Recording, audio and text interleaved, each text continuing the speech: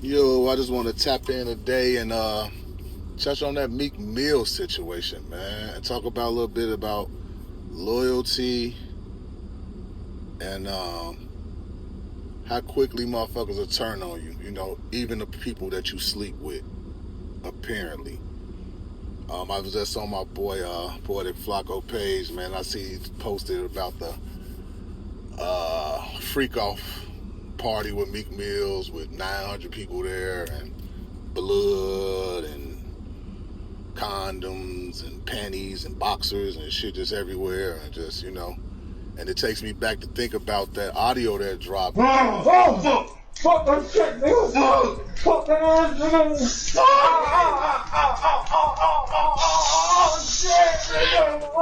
When they claimed that was Diddy just going absolutely nuts and Meek Mill's, bottom. And you take the jokes and you run with the jokes and you look at it at that. But then it's like once the feds come into play and they take Diddy for the freak off shit, now you're like, this shit for real.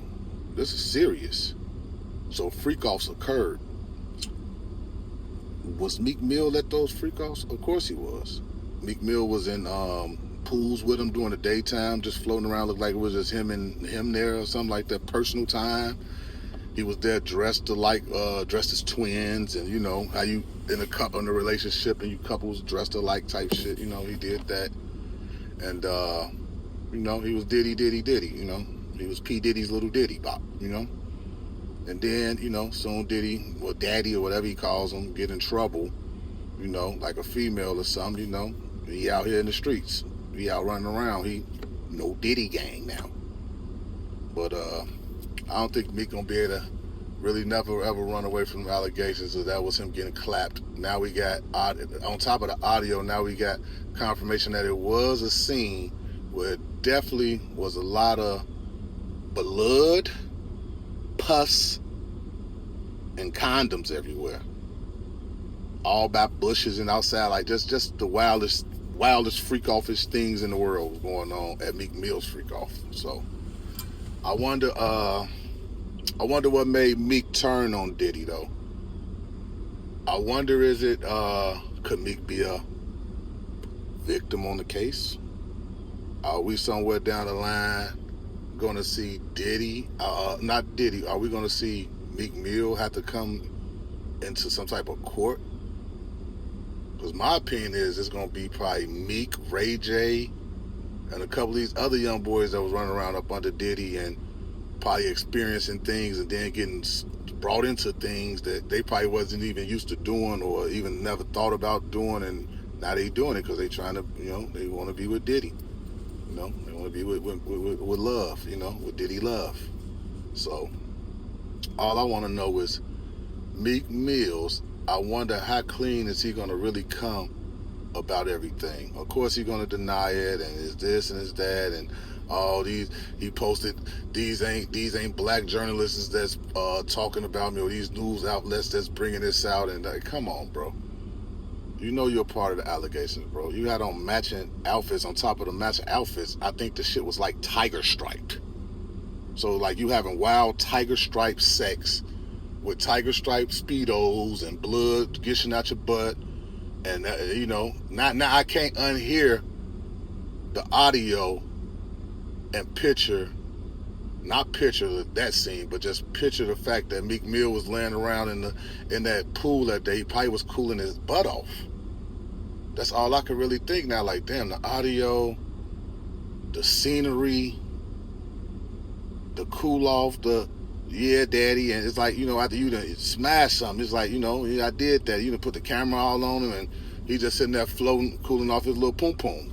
He was cooling off his little Poom Poom. We don't call it this Poom Poom because I think Meek Mill has a Poom Poom, and that's I just made that word up because I don't understand about these guys. I don't understand the price that the amount of money you will have to get your Poom Poom up.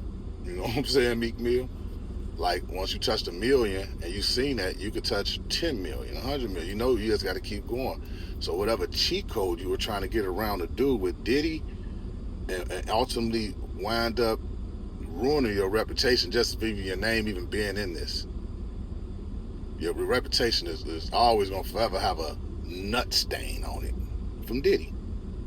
No matter how you try to distance yourself, no matter what no Diddy this and that, and I hope them sons catch up with him and just put hands on him. Just I understand he probably was a victim and he got his butt busted open, but I just hope that the sons catch him and put the hands on him. Why not? Because it's like, you know, when you was getting your butt busted open and Pops was home and Diddy and Daddy was home and all this and that, you was with it. You was hanging out with him and Stevie J, and y'all was, you know, doing the duck lips and hanging out and bunny hopping and hopping in each other's butts and all this type of crazy stuff. But now you want the now it's trouble.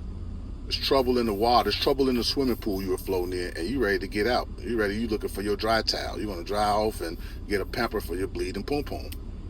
But it's just like me.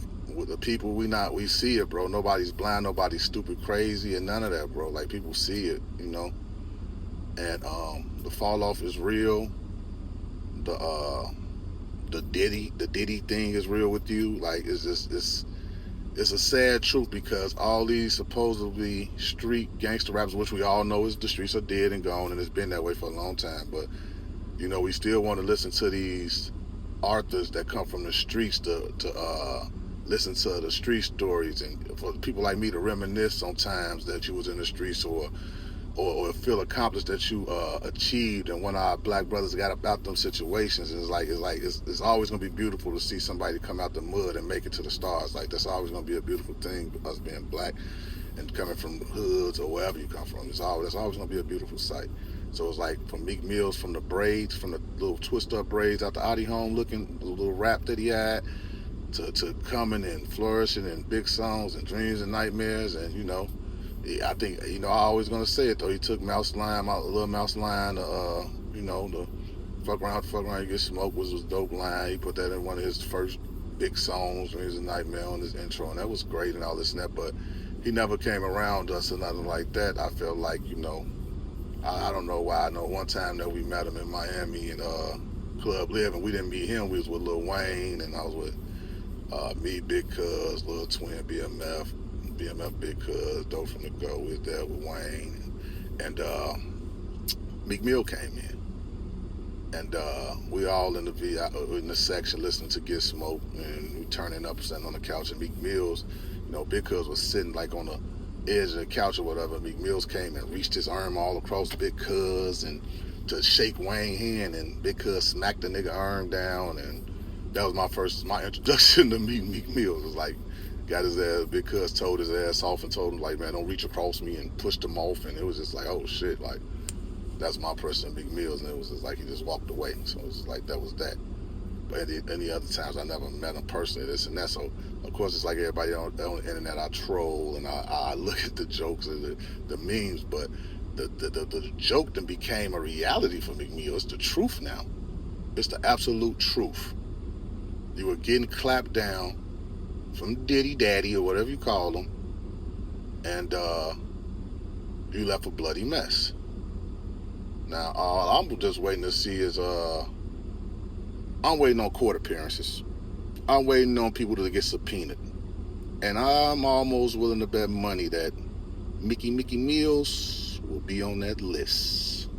That's why kiss my ass if you don't like the content I'm about to give you.